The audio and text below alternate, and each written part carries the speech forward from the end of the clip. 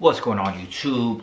Thanks for tuning into the channel. Welcome to Oh So Simplified Learn, where this is book number 3 of the 10 video course. Now this one is going to be the 10x rule by Grant Cardone.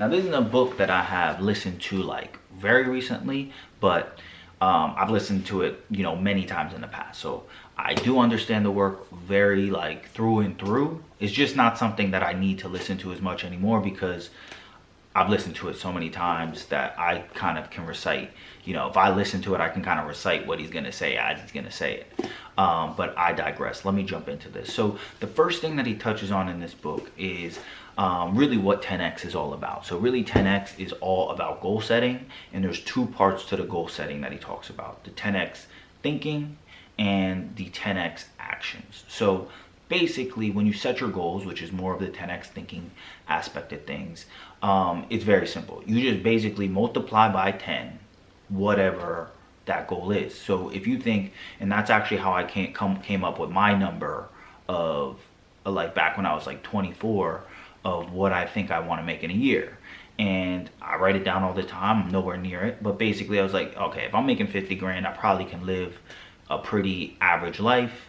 So, and I wasn't making very much at that time. I was making like 30 grand, when I first turned 24, and then 40 grand once I started the job that I started writing the goals. I digress. But I multiplied that by 10, so that is 500 grand a year, which if you have $10 million invested, earning 5% interest, that is 500 grand a year. But that's basically the first place you start, is that you want to set the goal, and then whatever you think the goal is, multiply it by 10. That's your real goal. And why does he do this? The first reason is the motivation aspect. He doesn't really believe in that whole SMART goals: specific, measured, actionable, reasonable timeline, something like that. But he kind of goes against this whole set reasonable goals type of mentality. And the reason being is that he feels like if you don't set the mark high enough, and kind of going into a video I have on another channel, you kind of get this F-it mentality where basically if you mess up once or twice, or you don't see the results right away, you're just going to give up because the payoff wasn't big enough. And then when you start to realize that the actions you have to take are bigger than the actions you thought they were, you basically fold on those actions. And I'm not going to say personally that I always just multiply by 10, because honestly 50,000 wasn't really a great goal when I created it. 100,000 is probably better, and then a million.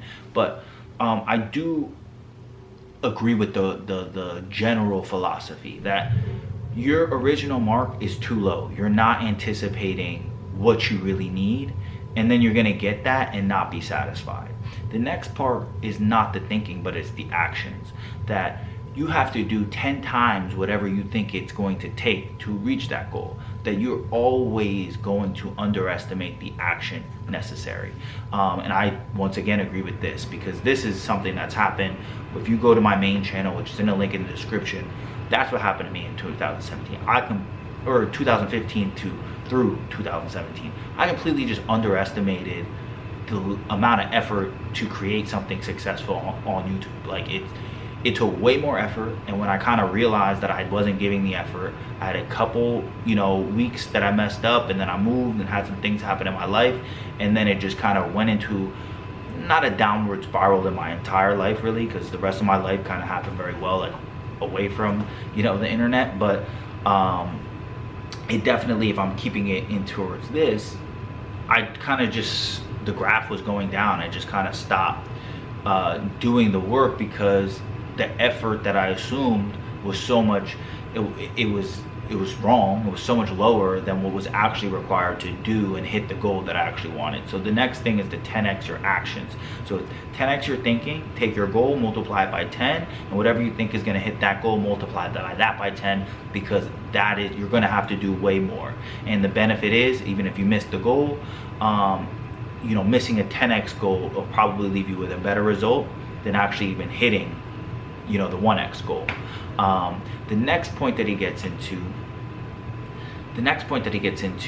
is success. So he talks a lot about success being vital, success being your duty, and success being your ethical responsibility. And he kind of breaks this down in a very unique way, and I think it's a good way to kind of just view yourself, that like if doing your best or rising to your full potential is ethical, any amount of not doing that is then unethical. It's unethical to you, it's unethical to your family, it's unethical to the community as a whole, because you have things to contribute, you have things and usefulness that people can use, and yes, you should be used in the world. Like, I mean, that's why, you know, civilizations even occur, because we can use each other to kind of build something greater than we can do on our own. So being successful, I know it has a lot of dirty bent in today's society when you think of people being greedy,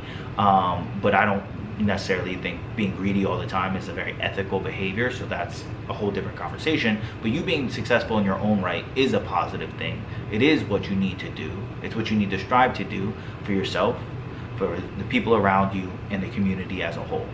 The last thing that I'm going to touch on here, because I'm really only going to get into 3 things, is the 4 levels of action that he talks about. And it's a big concept in just his thinking in general. So the 4 different concepts of action is 1, no action. So you don't do anything. You know, when something happens and you need to do something, you don't do anything. And the main assertion that I'm going to tie back into each one of these is they all take work. You know, it takes work to,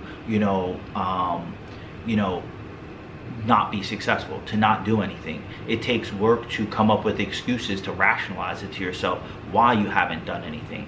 It takes work, like even if you're sleeping in, when you've slept in, if you just think about it, whether you sleep in an hour, 2 hours, 3 hours, you actually generally feel more tired than if you would have just got up and started doing stuff, because it takes effort. Anything you do in this world, whether it's action or no action, it's going to take effort.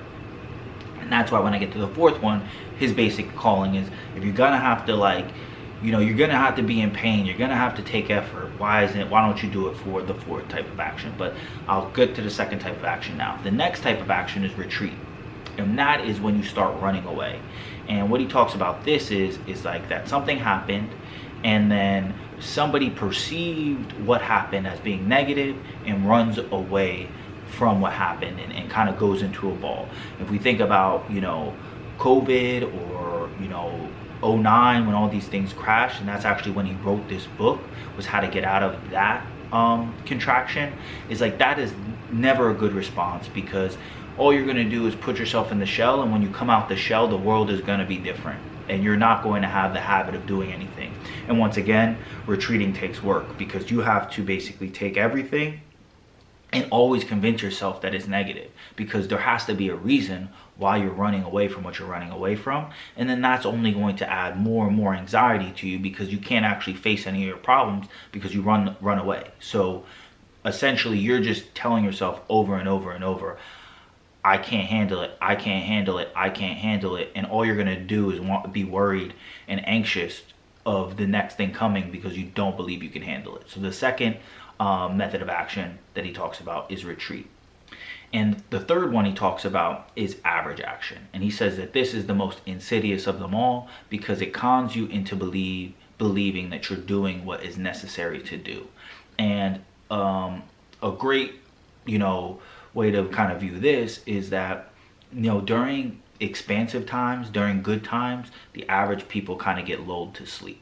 That you think, just doing what's average, keeping up with the Joneses. In America, 67% of people could not come up with, I think it's like a $2,000 emergency in 30 days. And that's average. That's what everybody's doing. So you wouldn't actually be, below the curve if you're doing that.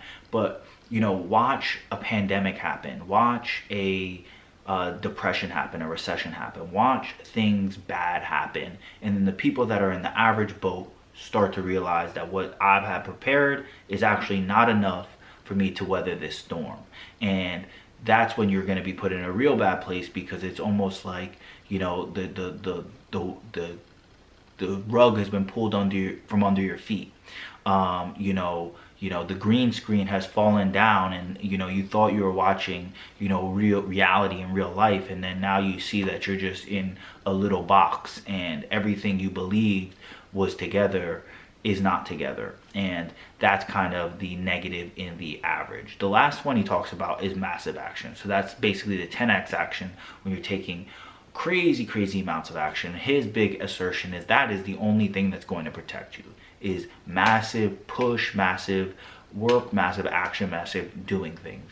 I know Glendon Cameron also calls this the do more principle. And this is something that has definitely benefited me in my life. I mean, he was the person, Grant Cardone is the person that got me into sales and doing all of that stuff. And I know the best year that I had at my first job, I mean, it really came down to, you know, just taking actions that other people weren't going to do. Like, I was a young 24-year-old, worked there for 4 months. They were not going to take me to a conference that was in my state. I was listening to all this Cardone material. I basically pushed for them to take me. I had, they didn't even buy a booth because they didn't think that that conference was even worth it anymore. They bought senior reps. Between the senior reps, they had one meeting. I brought 12 meetings on my own to that conference. You know, we basically had to like bogart a nice little coffee section because I had so many meetings. They were talking to people back and front. When we came back, the CEO literally had to give me, you know, props in the meeting. And it was just because I did more, just because I reached out more, just because I made more calls and sent more emails, just because I, you know, pushed for what I wanted and I took that extra action. And he was like, you know, we have to, you know, I know he's new, but I have to give a lot of credit because, you know, Devin was the reason why this conference was a success.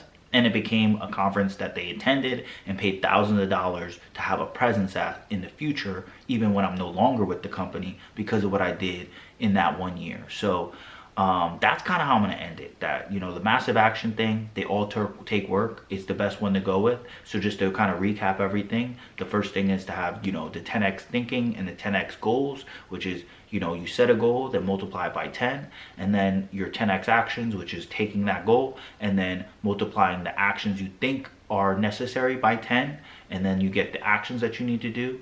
The second part is that success is your duty, ethical responsibility, and it is vital. Don't feel bad about it. It is your responsibility to the people around you, to yourself, and the community as a whole. And then there's 4 types of action, but the only action that's ever going to really protect you is the massive action, and to do more. So that's it for this one. You like the content, hit the like button, subscribe, comment. You mess with the vibe, welcome to the tribe, and until next time, peace out.